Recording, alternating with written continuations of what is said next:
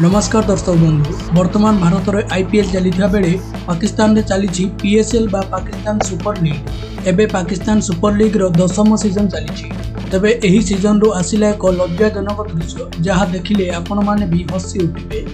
सूचना अनुसार पीएसएल रो तृतीय मैच रे शतक मारिଥିବା प्लेयर को मिला हेयर ड्रायर रो पुरस्कार।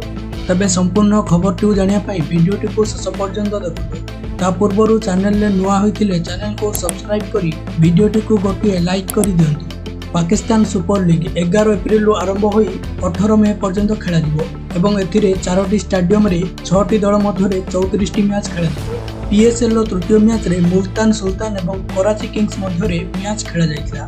एही मैच रे प्रथमे बैटिंग करी मुल्तान सुल्तान 234 रन संग्रह करितला। एहार जवाब रे कराची किंग्स 19 ओवर 2 बॉल रे लक्ष्य हासिल करी 4 विकेट सह विजय होइतला। एथिरे कराची किंग्स रो बैटर जेम्स भाइन्स शतक हासिल करथिले एवं शतक परे तांकू मिलिछि हेयर ड्रायर रो पुरस्कार। कांगाल पाकिस्तान शतक मारिबा प्लेयर को हेयर ड्रायर पुरस्कार दैछि। कराची किंग्स सोशल मीडिया रे जेम्स को पुरस्कार देबार एक वीडियो शेयर करिछि।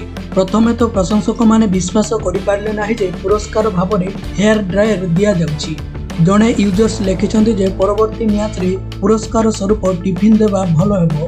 आउ जड़े यूजर्स लिखिछन्ति जे एहा करी आपण माने पीएसएल को प्रोत्साहित करूछन्ति ना एहा को अपमान करूछन्ति। एमिति बहुत यूजर्स वर्तमान पीएसएल को सोशल मीडिया रे ट्रोल करूछन्ति। एही मैच रे दर्शकों संख्या मध्य पीएसएल लीग पाई अपमानजनक थिला। वास्तव में 6000 रु अधिक लोक लीग रो सुरक्षा कार्य रे नियोजित थिबा बेले मोट दर्शकों संख्या एहाठू कम थिला। एही मैच देखिबा पाई केवल प्राय 5000 लोक स्टेडियम को जाइथिले। तबे पाकिस्तान रो एही परिस्थिति उपरे आपण मानक मतामत कोन कमेंट करी जणाबे। धन्यवाद।